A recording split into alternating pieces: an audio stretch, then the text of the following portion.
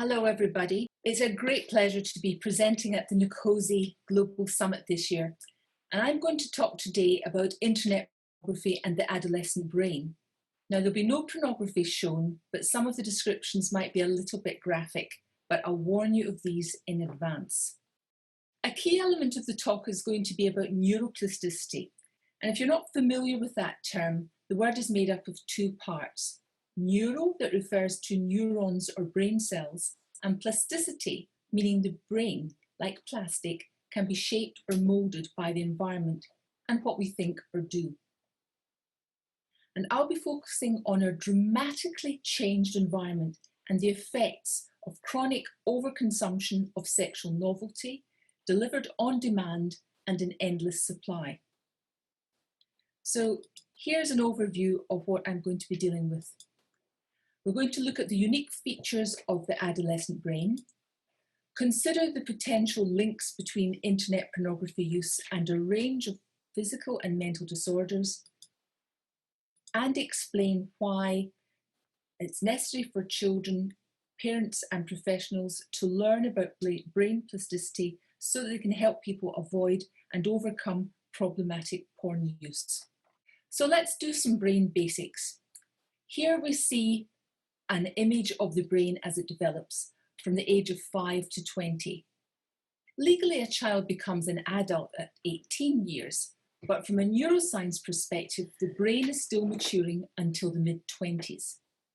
Notice how the colour changes over the years.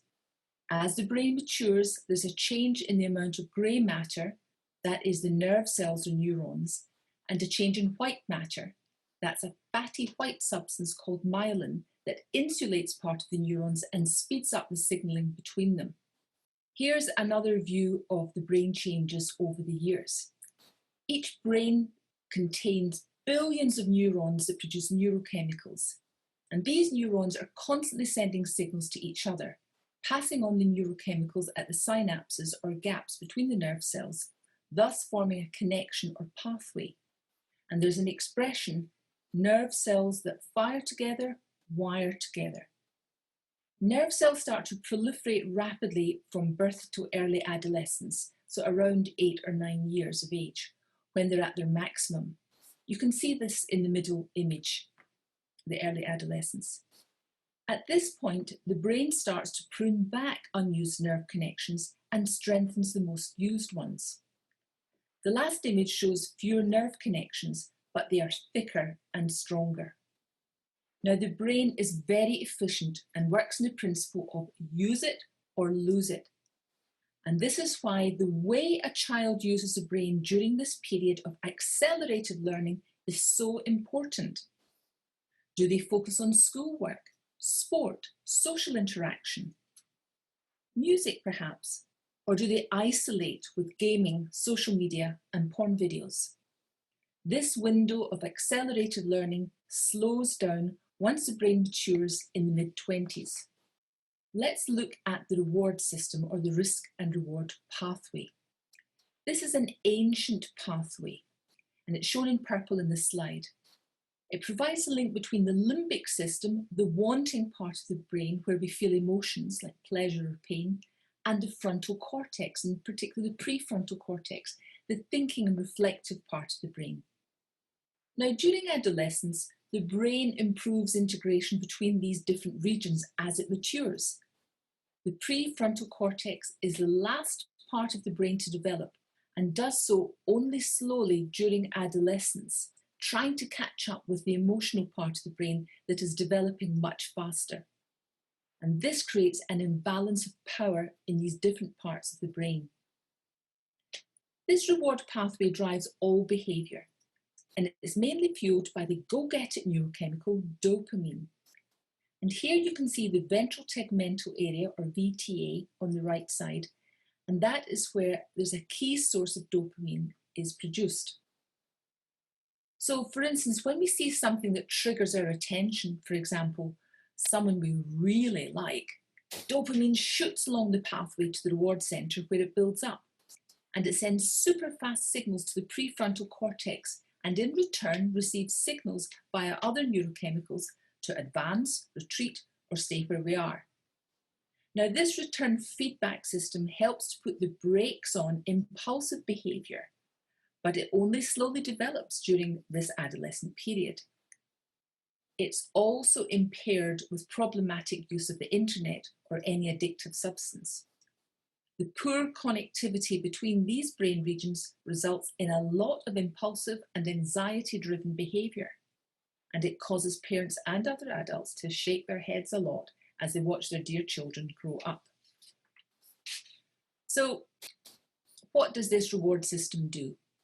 Well, the reward system evolved to drive us towards natural rewards, things that we need for survival.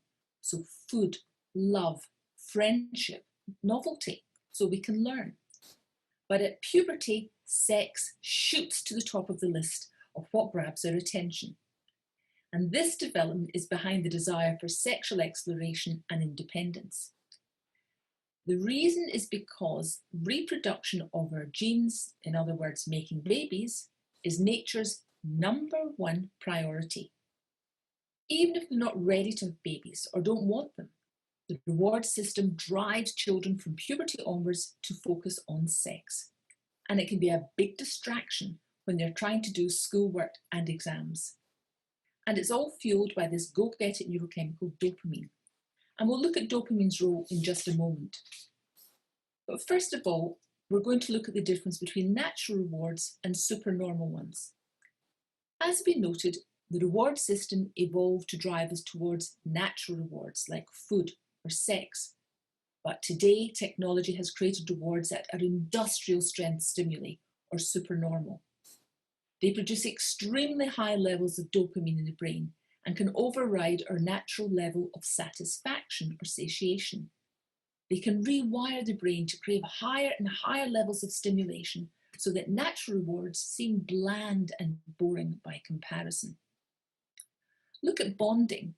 It should be about real people, real love, feelings of safety and trust, but that's replaced with virtual friends. Or look at achievement.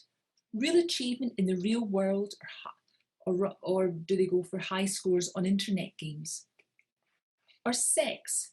Now that should be about touch, smell, genuine connection, real intimacy. Instead, porn users become voyeurs, watching others have sex, rather than learning about it for themselves at first hand. And they're learning unsafe sex in a tenderness-free zone. Now, supernormal rewards make the companies behind them extremely rich, but they can throw our body and brain into turmoil. So let's look a little bit more at dopamine, this very important neurochemical. It has many functions, but here are just some. So dopamine is the neurochemical that drives the reward system. It's all about anticipation of pleasure, the wanting, not the feeling of pleasure itself. The feeling of pleasure or liking comes from natural opioids in the brain. Adolescents produce more dopamine and more opioids than adults or children, and are more sensitive to them. And this can lead to more risk-taking behaviour, especially when hanging out with friends. Now, dopamine is also crucial to memory formation, and it helps us remember both the positive and negative experiences. Dopamine surges for violation of expectation, novelty, or shock. And shock produces adrenaline too, which combines with dopamine to create more sexual arousal. Porn sites provide endless amounts of shock and novelty to keep users coming back for more. And it builds up in the brain reward centre with each game, porn video, or drug session. The more dopamine produced, the more value we give to that reward, and the stronger the cravings and desires we feel for it, whatever it is. It really focuses our attention. It's also very important for sexual arousal and orgasm because they induce higher levels of dopamine and opioids than any other natural reward. Because the brain gradually becomes used to a certain level of stimulation, it becomes desensitized to it. The brain doesn't like too much of anything, it's always seeking equilibrium. But when it becomes desensitized to one particular stimulus, it needs something more intense, more shocking, taboo, and new to fire up again, and will drive the user to seek it out. Now, for instance, fake incest porn, or faux cest, as the porn industry deceptively brands it, is extremely popular because it is taboo, and it may be influencing the increasing levels of child-on-child sex abuse currently being experienced within family groups. Now, given that reproduction of genes is nature's #1 priority, you will not be surprised to learn that sexual arousal and climax induce higher levels of dopamine and opioids than any other natural reward, as I've mentioned. I'd like to point out here what PMO means: porn, masturbation, orgasm.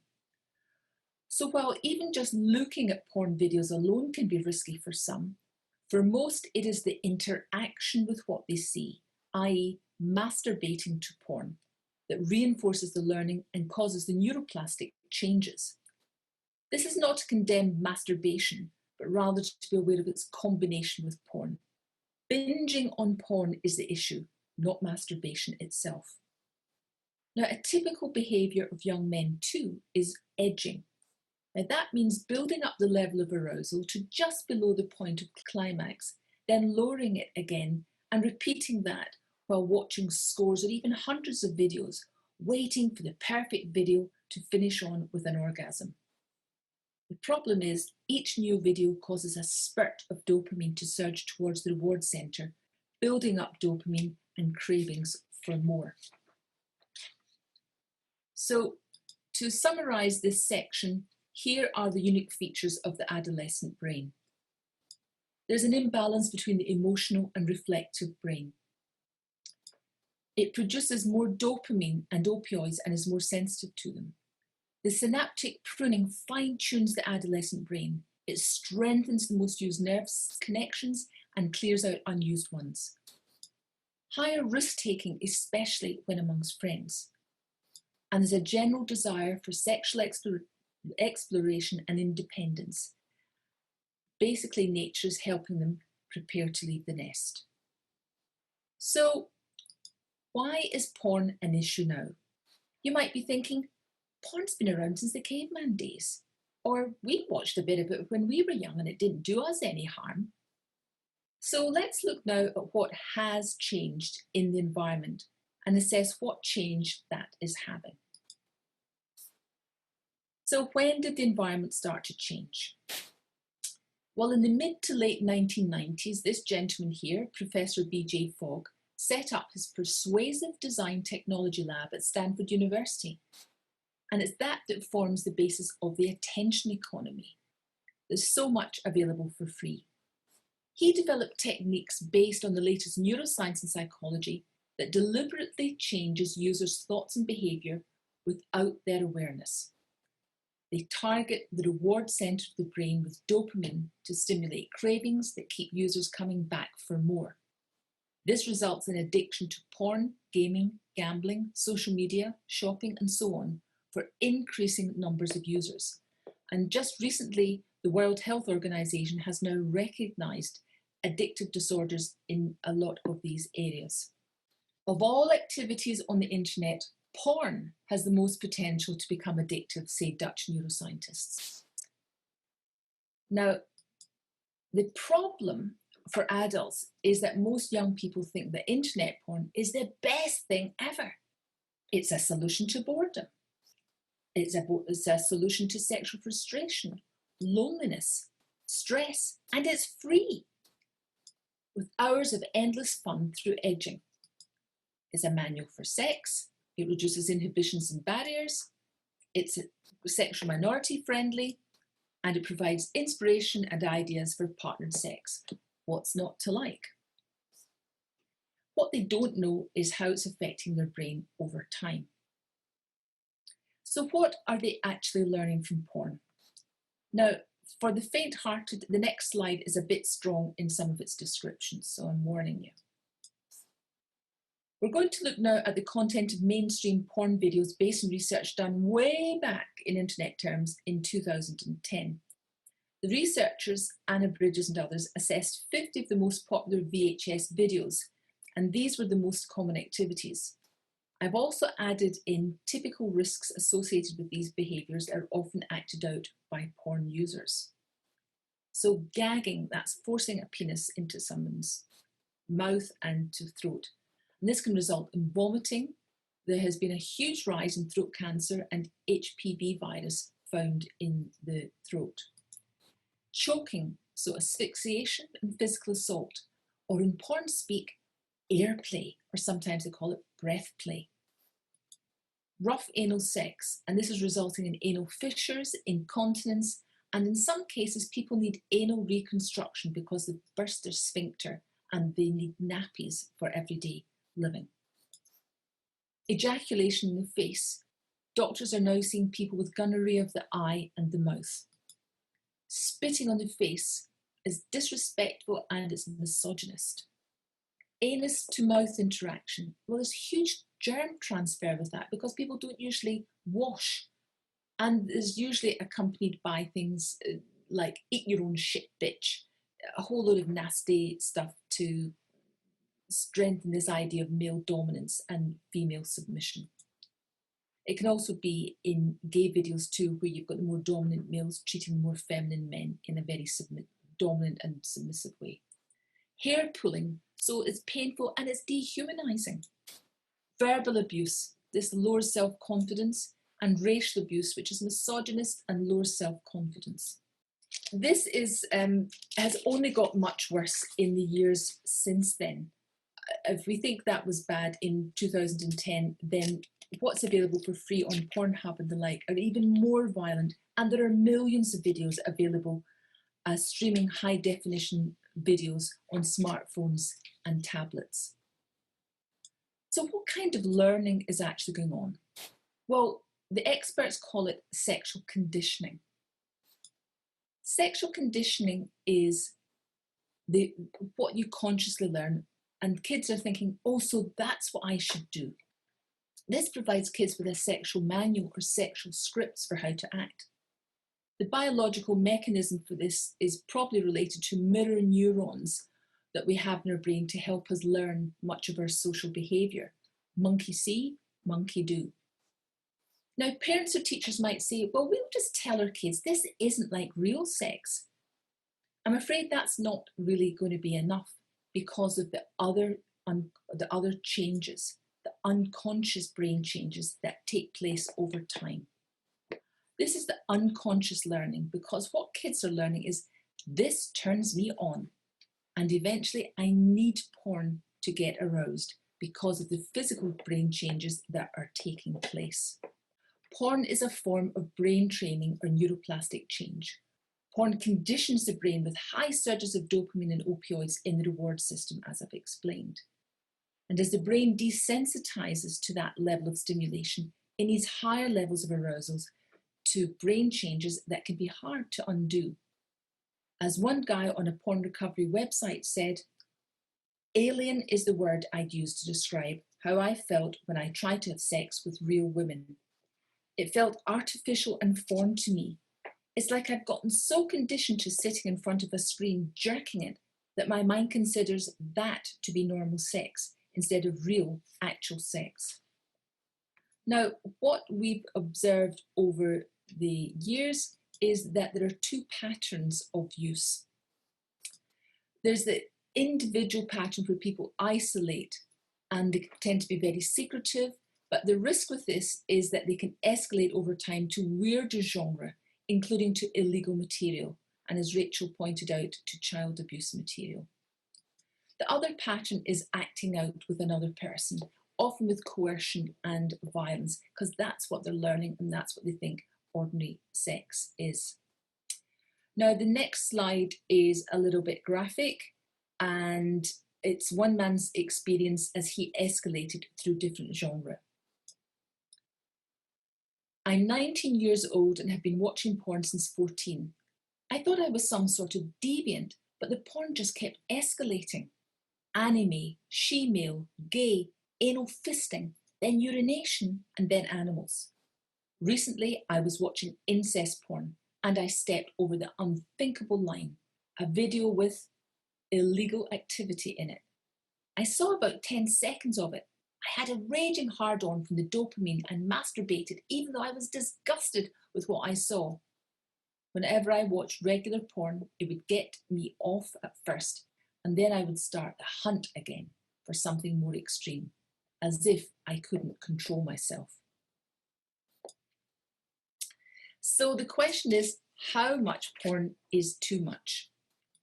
Well, it's actually hard to say because every brain is unique. And what we can suggest is that we have quizzes on the Rewards Foundation site that people can do to see if they have developed brain changes that might be commensurate with too much porn use. And these have been developed by top psychiatrists and porn researchers. So people can assess them to see if they have developed problematic use. One of the challenges is there's no clear signal to say when we've used too much porn, as you would do with, say, food or alcohol. You would be sick, we know, with it too much. We haven't evolved a mechanism yet because the internet is too recent. Now, brain changes increase over time, even with moderate use. So even with, say, 3 hours a week, so not even addiction, just moderate use, or weekend binging, according to a German brain scan study. And an Italian study found that 16% of high school seniors who consume pornography more than once a week experienced abnormally low sexual desire, compared to 0% of non-porn users reporting low sexual desire. The research confirms that users' problems correlate most closely with factors such as the number of screens opened, so that indicates variety, and the degree of arousal, that is an indication of addiction, not so much with the time spent viewing. So, how does a healthy adolescent brain develop? Well, there's an increase in grey matter and signal speed from prefrontal cortex to the limbic, the emotional brain, over time. And that means there's more impulse control, there's more compassion for other people, and creativity. At the same time, there's usually a decrease in grey matter in the limbic brain, leading to better control over emotions, anxiety, and impulsivity. But with the brain changes from watching porn an average of just 3 hours a week, what we're seeing, and this is what the brain scans are showing, is there's a decrease in grey matter in the prefrontal cortex, resulting in less impulse control, less creativity, and less compassion for others. At the same time, there's an increase in grey matter in the limbic area, particularly in the amygdala, producing more anxiety, depression, stress, impulsiveness, and very narrow thinking. So what's porn's impact on attainment? Well, according to this study from 2014, boys with an advanced pubertal stage and boys high in sensation seeking more frequently used internet pornography. Moreover, an increased use of internet pornography decreased boys' academic performance 6 months later. Now, there's been no research done on girls' academic performance so far, and girls are increasingly using pornography because the porn industry is targeting them apart from anything. But there's a chance that it has a similar effect as it does on boys. But one thing's for sure, there are no studies showing that porn use improves attainment. Look at now at, let's see, some of the mental health issues in young people. Brain fog and an inability to concentrate, loneliness, social anxiety and elevated stress response, depression and lethargy, increased negative body image, suicidal ideation, comorbidity of mental health disorders, co-addiction, and constant sexual fantasy. Let's have a look at the physical changes. Over-rubbing of genitals, sexual dysfunctions including erectile dysfunction, a lack of sexual desire and loss of interest in real partners. This is while rates of sexual activity are plummeting amongst young people. I mean, it's just unheard of, while erectile dysfunction rates are soaring in the same group. I'm going to play you now, by way of summary of these brain changes, a little video that pulls together what these changes are and how it's affecting young people, and also requesting that governments need to do something to improve the situation. Gabe started with porn at 12. By the time he was 22, he couldn't get it up, even for a girl he was really attracted to.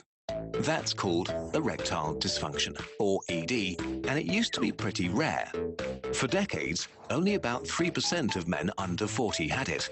But from 2010 on, rates skyrocketed. Now they're up around 35%. There's a reason for that steep increase. Since 2006, it's become very easy to stream free video porn online and access even hardcore stuff with a few clicks. Effects took a while to show up, but basically the data says more hardcore porn and fewer hard-ons are connected. After all, guys haven't suddenly become nervous about performing.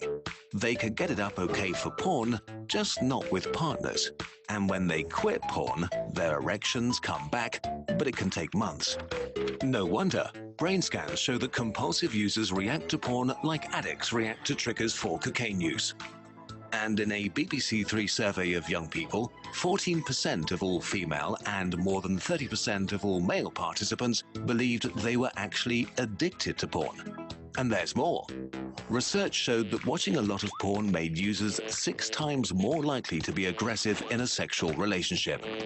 No more boners and issues with your partner seem like an awfully high price to pay for internet porn that's supposed to be free. And that's a lie anyway. Free porn is a business. It helps to sell pills to fix your limp dick. It wants you to pay for premium content or sex aids. And it sells your personal data to advertisers so they can target you better. That's why governments need to step in and require age verification for online porn, just as with alcohol, cigarettes, and gambling. When you turn 18, you can make your own decisions. And you'll have a better chance of enjoying actual, real sex with a partner. Until then, skip the porn, save your boner. For help, go to... Now, I'm happy to say there's been a very good interview done with John Carr, who's one of the leading people in the UK trying to drive age verification legislation here and in other countries. And we were recently involved in a conference with 29 countries last month, and Nkosi were involved in that too, to try and encourage more countries to develop the legislation that will help reduce the risk of children stumbling across pornography. So having depressed you all, I think, with all the dreadful things that porn can do, particularly to our young people, what education do we need? What can we do to try and turn the situation around? Well, I'm very happy to say, in honour of Nkosi, the Reward Foundation is launching its brand new lesson plans today. And so if you look at our website, you will find out more about those lessons. They are available in American language and international English, and are available. There are 6 core lessons and an extra one free that deal with internet pornography and sexting and a lot of the issues.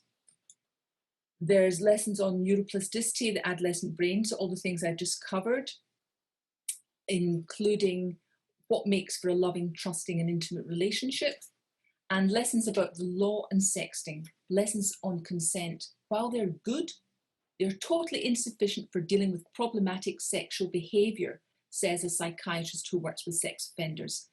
This has come through in lots of the work we've done, just teaching about consent. Consent is so easy to manipulate. And even if someone consents to images being passed on, we're seeing a huge rise in things like revenge porn, where young guys and young women too, for that matter, are posting sexual images that were given in trust, but were then posted on the internet without consent and can lead to a lot of trouble. We say educate yourself and others, including politicians and journalists. It's really important that journalists know more about this, because unfortunately the porn industry propagandists are monopolising the mainstream and are getting in very fast with journalists and dictating the narrative. So it's important that we help educate journalists and politicians about the reality of the brain changes and that these problems are happening. So we recommend this book, Your Brain on Porn, by Gary Wilson, Internet Pornography and the Emerging Science of Addiction. We also have our free Parents Guide to Internet Pornography, which we update on a regular basis, and that covers a lot of the material you've probably heard from some of the other excellent speakers at the Nicosi Global event.